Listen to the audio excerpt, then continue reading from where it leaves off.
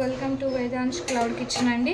ఇవాళ మనం అటుకులతో పోహా చేసుకోబోతున్నాం. దానికి స్టవ్ ఆన్ చేసి దీంట్లో ఆయిల్ వేయాలి. ఆయిల్ వేసి కాస్త హీట్ ఎక్కనివ్వండి. దీన్ని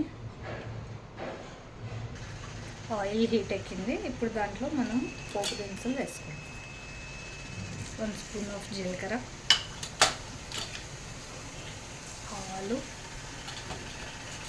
పప్పులు మన ఆప్షన్ అండి. ఇంట్లో నాకు పిల్లలు పప్పులు తినరు, సో అందుకని మినపప్పు, శనగపప్పు నేను స్కిప్ చేస్తున్నాను. పల్లీలు,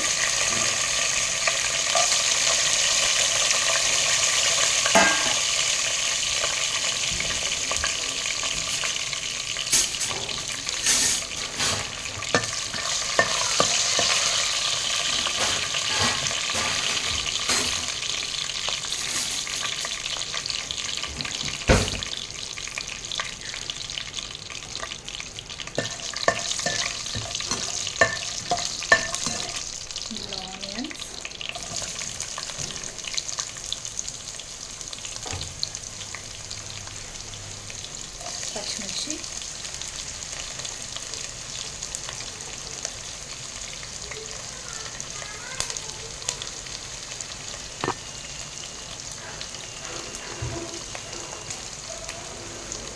అన్నీ వేసి మంచిగా ఫ్రై చేసుకోవాలి.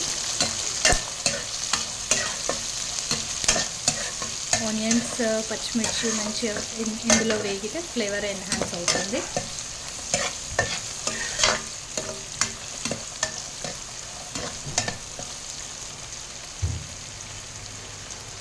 రెండు ఎండుమిర్చి,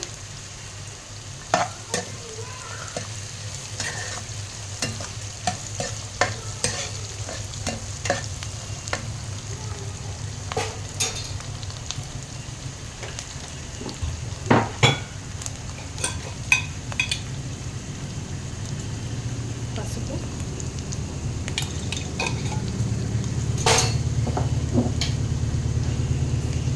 సాల్ట్ టేస్ట్కి సరిపడా,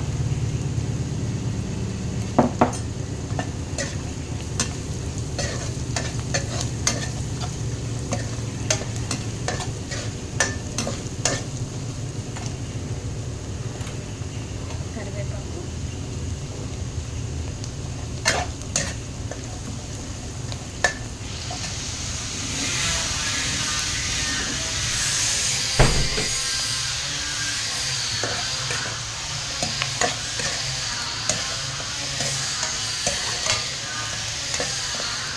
మంచిగా ఫ్రై అవ్వాలి.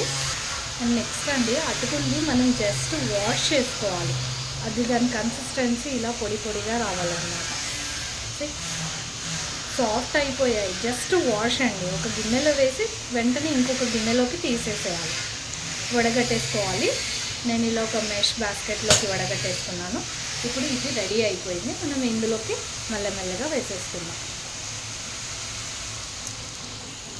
ఇలా పొడి పొడిగా ఉండాలండి, ఇట్లా ఉండలు కట్టినట్టు ఉండకూడదు.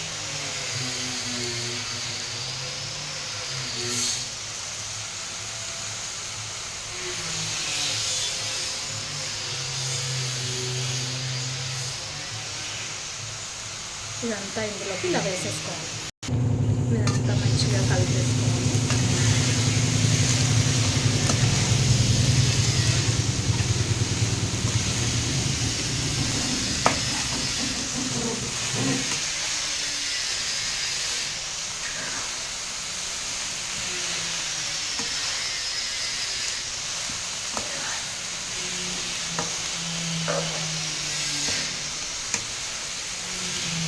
స్టవ్ సిమ్లోనే ఉంచుకొని కుక్ చేసుకోవాలండి. ఇది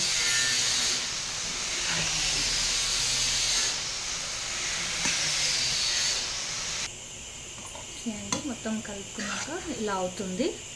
ఇప్పుడు మనం దీంట్లో ఒక పెద్ద సైజ్ లెమన్ స్క్వీజ్ చేసుకోవాలి.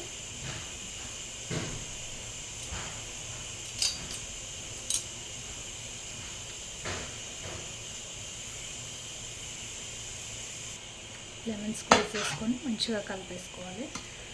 పుల్ల పుల్లగా టేస్టీగా ఉంటుందండి. మీరు కూడా ట్రై చేయండి. ఎంత పొడి పొడిగా అయిందో ఇలా అవ్వాలి.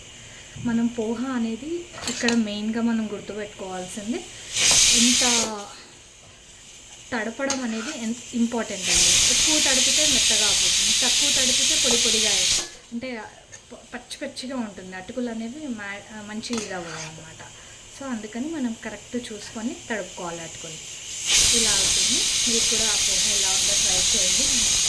Please do subscribe, comment, share and like Vedansh cloud kitchen అండి. Bye, see you.